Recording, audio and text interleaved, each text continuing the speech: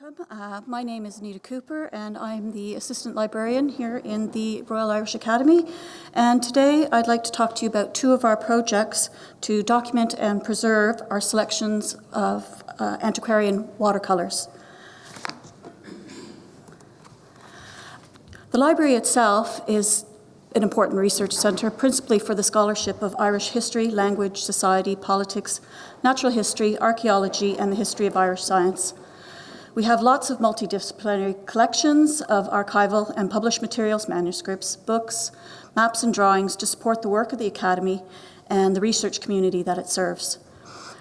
We also include our own research projects, such as these ones here I'm going to talk to you about today. And we also do outreach and communications activities on a national initiatives and institutional partnerships, which we'll be talking about later as well with some of the collaborations we've done in the past with some of our collections, and online publishing in the facility of transferring knowledge. So just overview today of what we're going to look at. I'm going to give you a brief introduction into some of the library's collections of antiquarian drawings, some of the benefits that we've seen from digital collaboration, some of the partners that we work with, and as well how to access the digital collections that we have available of our drawings and the metadata that it contains. So the antiquarian drawings here at the Academy, there's over 8,600 approximately drawings and sketches, and we continue to add to our collections over the course of our collection development policies. And the drawings cover a period between the late 18th century and early 20th centuries. The drawings mainly, they're watercolors mainly, and sketches in ink and pencil, range from the depiction of Irish landscapes to places and objects of archaeological and architectural interest. So some of these artists would be included is George Victor Denoyer, who was popular with the Ordnance Survey. You would have heard this morning with Barbara talking about the Ordnance Survey collections. We have a large collection from Thomas Johnson Westrop, as well as Sir Richard Colt Hoare, and also George Petrie. But I'm going to talk to you today more about Gabriel Beranger's watercolors particularly. So we've seen now that we've been collaborating with our partners for a number of years, and we've seen the benefits of being able to take these drawings and put them online for everyone to access. So this is including expanding our reach out to areas where they might not necessarily know that we have these collections, and they would extend out even further to larger cultural institutions and online platforms such as Europeana and Google Arts and Culture. By digitally putting these objects online as well, helps to preserve them, so we don't need to access them from our collections quite so often. They are helping to conserve them, as well as to ensure that they're preserved for much longer term use through permanent identifiers, and that they will never disappear, basically, into the void that is the cyberspace. Also, benefits of collaborating are helping to create opportunities for connecting with other collections. So this is through platforms such as IIIF, which I will talk about a little bit later on. This opens up research possibilities to broader audiences without having to come in and look at the physical items themselves. You can look at the different versions online and make your comparisons there. And also we find that this helps to improve accessibility of special collections, where the education and experience usages of different user groups can be helped along the way.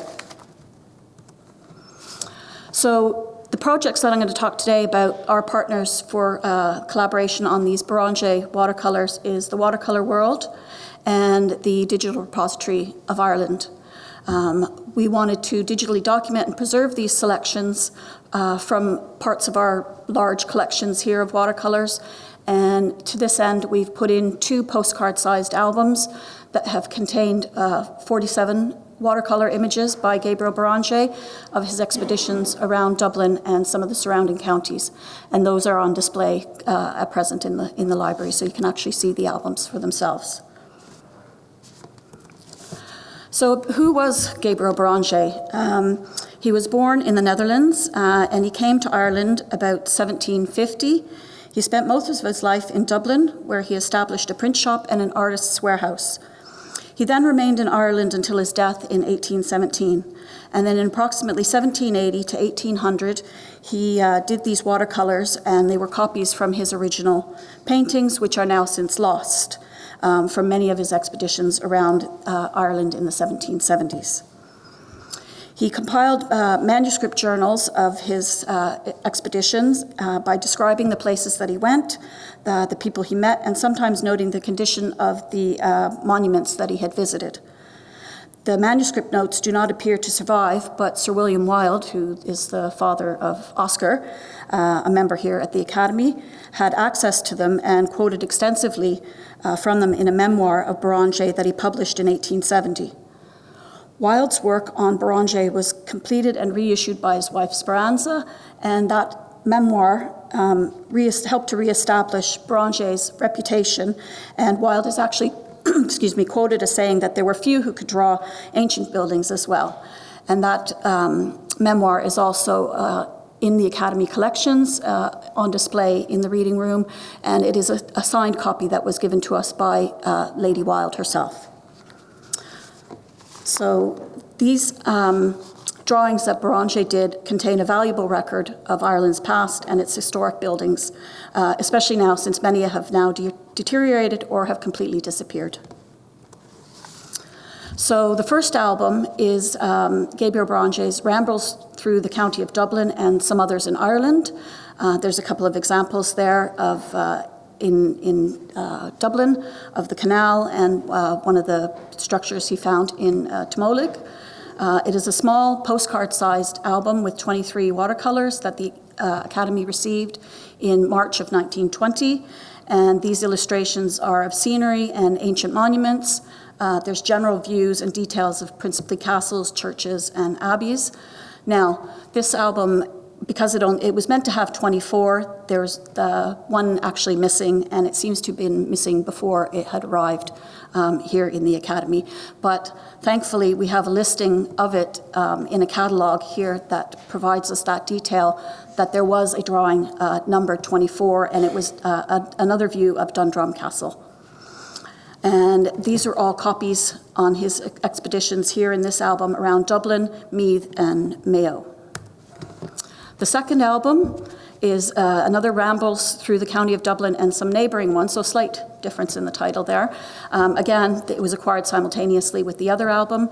This one has the full complement of 24 watercolours, providing similar scenery of ancient monuments, their general views and details, which he includes in some of his drawings as well. So you might not just get the drawing itself, but you would also see some of his explanatory notes about what you're seeing there.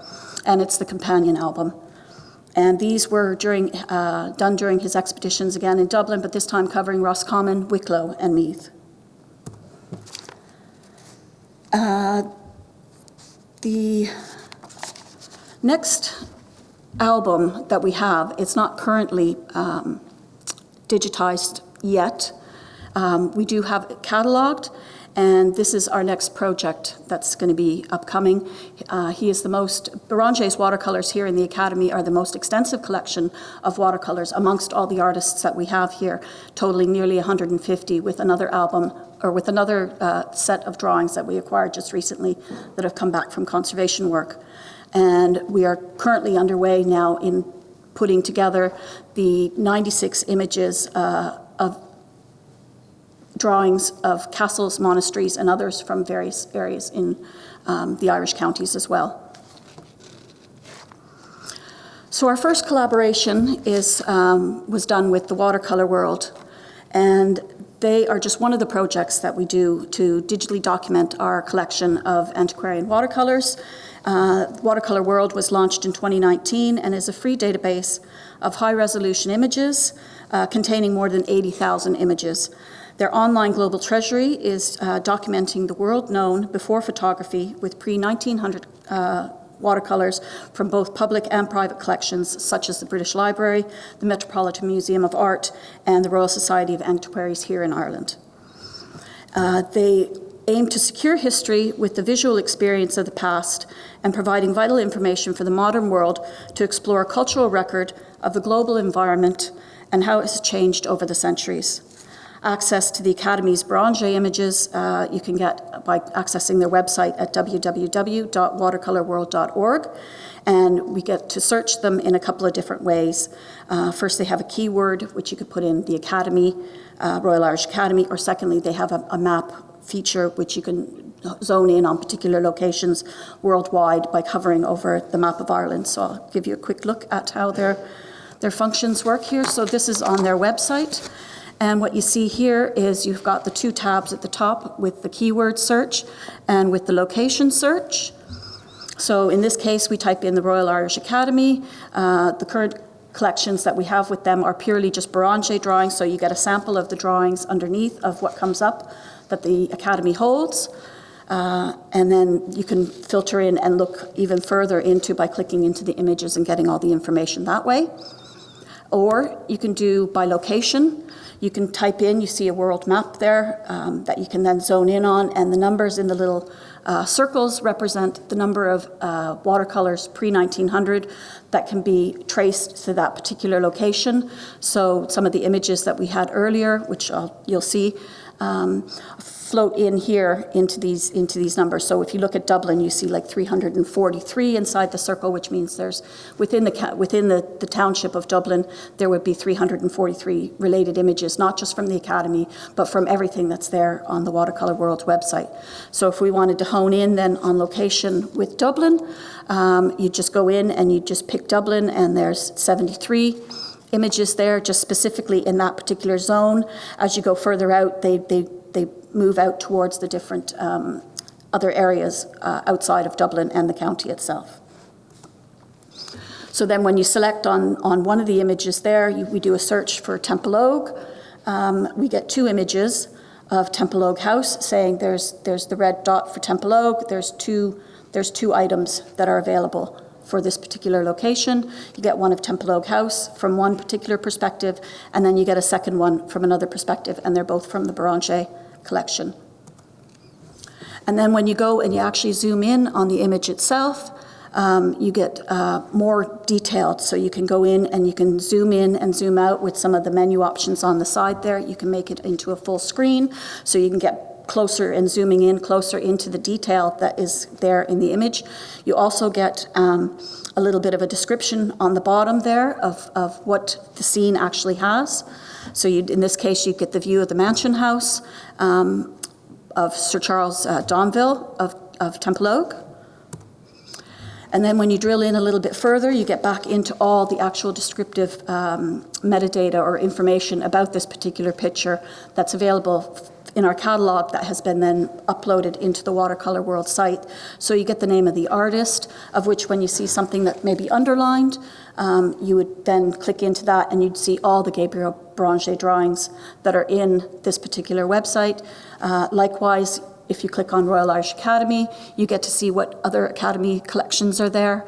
And then there's a link specifically just for the image. And then you get more information about the collection as a whole underneath it, and you get the little map there. So if you wanted to look specifically at Ireland again, you can just click on the link there. Or if you're looking specifically for watercolor versus maybe you're looking for pen and ink drawings, you might get a different descriptor there. So you can, anything that basically has an underline, you can click in and you can find more information about those. It also gives you a helpful, if you like this picture, you might like to see some of these others. So it gives you a little bit of a selection there too, just to say if you're interested in Beranger or if you're interested in the Royal Irish Academy collections, you can view all the different results that come up then and there. Now, the second collection, or the second collaboration that we've done is also here with the Academy's Digital Repository of Ireland. And we want to use them more as a preservation tool. They are Ireland's national trustworthy digital repository for the humanities, cultural heritage, and social sciences. And they've been certified with their seal since 2018. They provide a long long-term solution. They're reliable and sustained access in order to retrieve these images in the future. And all this data is openly available as well, with a long-term policy in place to ensure that researchers and heritage institutions they're available in the future for future research purposes. And they support the best practice in digital archiving, preservation, open access, research, and fair data sharing. And they have a rich range, as well as the Watercolor World, where they focus in specifically with Antiquarian Drawings. The DRI has a lot more collaborative partners and a lot more variance in their different subject matter. So it might be possible to link what you have in maybe a Beranger drawing with maybe something related historically to Dublin or to maps or something similar. So you can kind of hone in on a lot of different subjects that you can then kind of marry up together. So when you go to their website at www.dri.com, this is their front homepage, and it just gives you a quick descriptor, but what you want is the search box there. You put in Beranger, and you get a link to all the images that are there in the repository with quite like a thumbnail description on top. You also have some filtering options, and that we can specifically go to if you know you were looking for an image, let's say back the same ones from Timolig, or if you wanted to look at somewhere else. Maybe you're interested in seeing some watercolors from Bray. You'd go in and you can hone in on some of the filters there. You can look at the different subjects and the times as well. They have a lot of other object tools too, so you can download the images. You get the full descriptions with the metadata. The key importance with the DRI is that they have a permanent DOI, or digital object identifier, which helps to preserve these images so that if you move around the web and you end up coming back, these links won't disappear in the future, which is key, because websites undergo changes, and sometimes you see what they call link rot. They just disappear off the web entirely. So that's one of the key purposes for putting our collections up on the digital repository, in order to preserve them in the longer term for future research possibilities. And one of those is this new, well, it's been around for a little while, but this new feature called the International Image Interoperability Framework, or IIIF. And what this does is it's a set of open standards for delivering high-quality digital objects online. And it's developed for an international community to implement these APIs, or these applications that you can go in, and they have a backing of a large consortium of leading cultural institutions. Many of the images and audiovisual resources that are fundamental to research exist in silos.